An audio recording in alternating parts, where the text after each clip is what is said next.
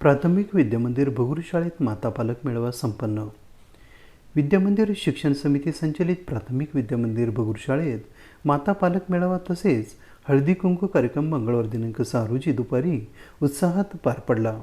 कार्यक्रमाच्या अध्यक्षस्थानी शालेय समितीच्या सदस्या प्रेरणाताई बलकवडे तर प्रमुख अतिथी म्हणून देवळाली महिला जनकल्याणी फाउंडेशनच्या अध्यक्षा श्रीमती नाजनीन तारवाला व मंडळाच्या सदस्या, त्याचप्रमाणे मुख्याध्यापिका वंदना आडके, शालेय व्यवस्थापन समिती सदस्य प्रमोद रहाणे, उपाध्यक्षा रुपाली उचाडे, गायत्री कुलकर्णी उपस्थित होत्या.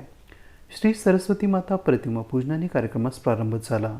याप्रसंगी देवळाली महिला जनकल्याणी फाउंडेशनतर्फे विद्यार्थ्यांना खाऊ वाटप तर माता पालकांना हळदी कुंकू, भेटवस्तू व साडी वाटप करण्यात आले. याप्रसंगी अध्यक्षीय मनोगत व्यक्त करताना प्रेरणाताई बलकवडे म्हणाल्या की मुलांवर अपेक्षांचे ओझे लादू नका, त्यांना संस्कारक्षम बनवा, स्पर्धेच्या युगात टिकून राहण्यासाठी उच्च शिक्षित करा, असा मौलिक संदेश त्यांनी दिला.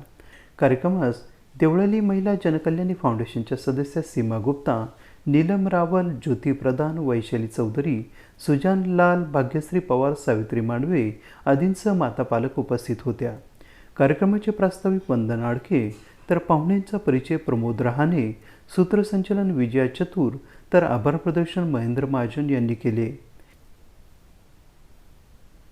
AB न्यूजसाठी प्रमोद रहाणे, भगूर, नाशिक.